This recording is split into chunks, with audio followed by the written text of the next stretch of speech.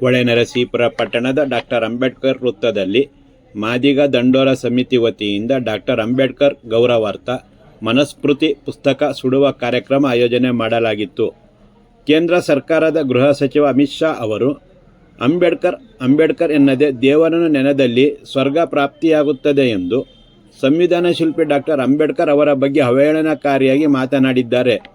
ಅವರು ದೇವರನ್ನು ನೆನೆದು ಎಷ್ಟು ಜನರು ಸ್ವರ್ಗಕ್ಕೆ ಹೋಗಿದ್ದಾರೆಂದು ಪಟ್ಟಿ ಕೊಡಲಿ ಎಂದು ಪ್ರಶ್ನಿಸಿ, ಶೋಷಿತರ ಕರಾಳ ಜೀವನದಿಂದ ನೆಮ್ಮದಿಯ ಜೀವನಕ್ಕೆ ದಾರಿ ತೋರಿದ ಡಾಕ್ಟರ್ ಅಂಬೇಡ್ಕರ್ ಅವರೇ ದೇವರು ಎಂದು ಮಾದಿಗ ದಂಡೋರ ಸಮಿತಿಯ ಜಿಲ್ಲಾಧ್ಯಕ್ಷ ತೆರಣ್ಯ ವಿಜಯಕುಮಾರ್ ತಿಳಿಸಿದರು. ಡಾಕ್ಟರ್ ಅಂಬೇಡ್ಕರ್ ಗೌರವಾರ್ಥ ಮನುಸ್ಮೃತಿ ಪುಸ್ತಕ ಸುಡುವ ಕಾರ್ಯಕ್ರಮದಲ್ಲಿ ಡಾಕ್ಟರ್ ಅಂಬೇಡ್ಕರ್ ಪ್ರತಿಮೆಗೆ ಮಾಲಾರ್ಪಣೆ ಮಾಡಿ ಮಾತನಾಡಿದರು. 1927ರಲ್ಲಿ ಮಹಾರಾಷ್ಟ್ರದ ಜಿಲ್ಲೆಯೊಂದರಲ್ಲಿ ಡಾಕ್ಟರ್ ಅಂಬೇಡ್ಕರ್ ಅವರು ಮಾಡುತ್ತಿದ್ದ ಸತ್ಯಾಗ್ರಹದ ಸಂದರ್ಭದಲ್ಲಿ ಬ್ರಾಹ್ಮಣರು, ಶೂದ್ರರು, ದಲಿತರಿಗೆ ಮತ್ತು ಹಿಂದೂ ಧರ್ಮಕ್ಕೂ ಮಾರಕವಾಗಿರುವ ಮನುಧರ್ಮಶಾಸ್ತ್ರ ಎಂಬ ಕಾನೂನು ಸರಿಯಿಲ್ಲ. ಆದ್ದರಿಂದ ಇದರ ಬದಲಾವಣೆ ಆಗಲೇಬೇಕು ಎಂದು ನಿರ್ಣಯ ಕೈಗೊಳ್ಳಲಾಗಿತ್ತು. ಪ್ರಥಮ್ ಎಂಬ ಹಿಂದೂ ಧರ್ಮದ ಮುಖಂಡ ಇಂತಹ ಧರ್ಮ ವಿರೋಧಿ ಮನುಧರ್ಮಶಾಸ್ತ್ರ ಬೇಡವೆಂದು ಮನುಧರ್ಮಶಾಸ್ತ್ರ ಮನುಸ್ಮೃತಿ ಪುಸ್ತಕಕ್ಕೆ ಬೆಂಕಿ ಹಾಕುತ್ತಾರೆ. ನಂತರದ ದಿನಗಳಲ್ಲಿ ಡಾಕ್ಟರ್ ಅಂಬೇಡ್ಕರ್ ಅವರು ರಚಿಸಿದ ಸರ್ವಧರ್ಮಕ್ಕೂ ಸಲ್ಲುವ ಸಂವಿಧಾನ ಜಾರಿಯಾಗಿ ನೆಮ್ಮದಿಯ ಬದುಕಿಗೆ ನಾಂದಿಯಾಯಿತು ಎಂದರು. ಡಾಕ್ಟರ್ BR ಅಂಬೇಡ್ಕರ್ ಆಟೋ ಮಾಲೀಕರ ಹಾಗೂ ಚಾಲಕರ ಸಂಘದ ದಿನೇಶ್ ಕುಮಾರ್ ಸುರೇಶ್, ದಲಿತ ಸಂಘರ್ಷ ಸಮಿತಿಯ ರವಿ, ಆನಂದ್, ರಾಮು, ಅತ್ನಿ ಮಹಾದೇವ, ಮಧು, ಮಾದಿಗ ದಂಡೋರ ಸಮಿತಿಯ ತಾಲೂಕು ಅಧ್ಯಕ್ಷ ನಾಗರಾಜು, ಸದಸ್ಯರಾದ ರಾಮದಾಸ್, ಸಿದ್ದು, ಸುನಿಲ್ ಹಾಗೂ ಇತರರು ಈ ಸಂದರ್ಭದಲ್ಲಿ ಇದ್ದರು. 1927ರಲ್ಲಿ ಡಾಕ್ಟರ್ ಬಾಬಾ ಸಾಹೇಬ್ ಅಂಬೇಡ್ಕರ್ ಅವರು ಮಹಾರಾಷ್ಟ್ರದ ಕಾಬೋಲ ಜಿಲ್ಲೆಯಲ್ಲಿ ಮಹಾಡ್ ಸತ್ಯಾಗ್ರಹವನ್ನು ಮಾಡ್ತಕ್ಕಂಥ ಸಂದರ್ಭದಲ್ಲಿ ಅಲ್ಲಿ ಶಾಸ್ತ್ರ ಬುದ್ಧಿ ಇರ್ತಕ್ಕಂಥ ಒಬ್ಬ ಬ್ರಾಹ್ಮಣ ಸಮುದಾಯದ ವ್ಯಕ್ತಿಯನ್ನು ಕೂಡ ಸೇರಿದಂಗೆ ಒಂದು ನಿರ್ಣಯವನ್ನು ತಗೊಳ್ತಾರೆ. ಏನಿವತ್ತು ಶೂದ್ರರು ಏನಿದ್ದಾರೆ ಮತ್ತೆ ದಲಿತರೇನಿದ್ದಾರೆ ಇವ್ರಿಗೆ ಮನುಸ್ಮೃತಿ ಅಂತಕ್ಕಂಥ ಕಾನೂನು ಅವರ ಸ್ವಾತಂತ್ರ್ಯ, ನ್ಯಾಯ, ಹಕ್ಕು, ಸಮಾನತೆ ಎಲ್ಲವನ್ನು ಕೂಡ ಕಿತ್ಕೊಂಡಿದೆ. ಆಮೇಲೆ ಹಿಂದೂ ಧರ್ಮಕ್ಕೂ ಕೂಡ ಅದು ಅವಹೇಳನಕಾರಿಯಾಗಿದೆ. ಹಾಗಾಗಿ ಈ ಮನುಧರ್ಮಶಾಸ್ತ್ರ ಅಂತಕ್ಕಂಥ ಕಾನೂನು ಏನಿದೆ ಇದು ಸರಿ ಇಲ್ಲ, ಇದನ್ನ ಬದಲಾವಣೆ ಮಾಡಬೇಕಂತಕ್ಕಂಥ ಒಂದು ನಿರ್ಣಯವನ್ನು ತಗೊಳ್ತಾರೆ.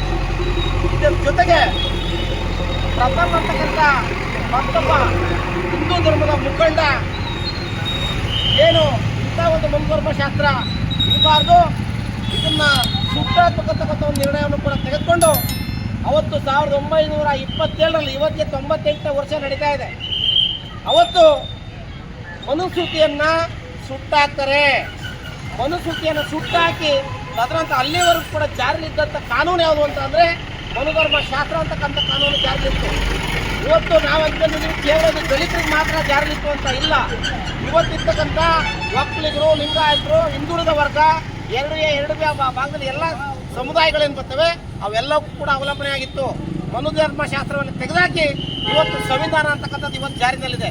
ಇಷ್ಟಾಗಿಯೂ ಕೂಡ ಮೊನ್ನೆ ಪಾರ್ಲಿಮೆಂಟ್ನಲ್ಲಿ ಏನು ಅಮಿತ್ ಶಾ ಅವರು ಅಂಬೇಡ್ಕರ್ ಅವರನ್ನ ಉಲ್ಲೇಖ ಮಾಡ್ತಾ ಅವ್ರ ಹೆಸರು ಹೇಳ್ತಾ ಅಂಬೇಡ್ಕರ್ ಅನ್ನೋದ್ರ ಬದಲು ಯಾವ್ದಾದ್ರು ದೇವ್ರ ಹೆಸರು ಹೇಳಿದ್ರೆ ಇವತ್ತು ಸ್ವರ್ಗಕ್ಕೆ ಹೋಗ್ತಾ ಇದ್ರು ಅಂತಕ್ಕಂಥ ಮಾತನ್ನ ಅಮಿತ್ ಶಾ ಅವರು ಹೇಳಿದ್ದಾರೆ.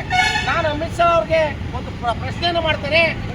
ಮಾನ್ಯ ಗೃಹ ಮಂತ್ರಿಗಳಾದ ಅಮಿತ್ ಶಾ ಅವರೇ, ಇದುವರೆಗೂ ಕೂಡ ನಿಮ್ಮ ಲೆಕ್ಕದಲ್ಲಿ, ಕಾನೂನು ಲೆಕ್ಕದಲ್ಲಿ ಎಷ್ಟು ಜನ ಸ್ವರ್ಗಕ್ಕೆ ಹೋಗಿದ್ದಾರೆ ದಯಮಾಡಿ ಲೆಕ್ಕ ಕೊಡಿ ಅಂತಕ್ಕಂಥದ್ದನ್ನ ನಾವು ನಿಮ್ಮಲ್ಲಿ ಮನವಿ ಮಾಡ್ತಾ ಇದ್ದೇವೆ. ಅದನ್ನು ಒಪ್ತಕ್ಕಂಥ, ಅದನ್ನು ಬೆಂಬಲಿಸ್ತಕ್ಕಂಥ, ಅದು RSS ಇರ್ಬೋದು, VH ಇರ್ಬೋದು, ಬಜರಂಗ ದಳ ಇರ್ಬೋದು, ಅಥವಾ ನಮ್ಮಲ್ಲೇ ಕೂಡ ಒಪ್ತಕ್ಕಂಥವ್ರು ಇದ್ದಾರೆ. ಅವ್ರನ್ನೂ ಕೂಡ ನಾವು ಪ್ರಶ್ನೆ ಮಾಡ್ತಾ ಇದ್ದೀವಿ. ಎಷ್ಟು ಜನ ನೀವು ಸ್ವರ್ಗಕ್ಕೆ ಕಳಿಸಿದಿರಿ, ಅದ್ರ ಲೆಕ್ಕವನ್ನು ಕೊಡಬೇಕು ಅಂತಕ್ಕಂಥದ್ದನ್ನ ಸಾರ್ವಜನಿಕವಾಗಿ ನಾವು ನಿಮ್ಮನ್ನು ಪ್ರಶ್ನೆ ಮಾಡ್ತಾ ಇದ್ದೀವಿ.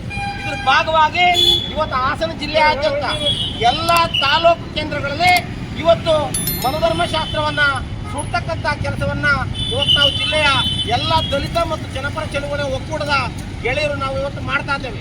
ಅದ್ರ ಭಾಗವಾಗಿ ಹೊಳೆನರಸೀಪುರ ತಾಲೂಕಿನಲ್ಲೂ ಕೂಡ ಮಾಡ್ತಾ ಇದ್ದೇವೆ. ಇದ್ರ ಜೊತೆ ಏನು ಅಮಿತ್ ಶಾ ಅವರು ಕೂಡಲೇ ಗೃಹ ಮಂತ್ರಿ ಸ್ಥಾನಕ್ಕೆ ರಾಜೀನಾಮೆಯನ್ನು ಕೊಡಬೇಕು.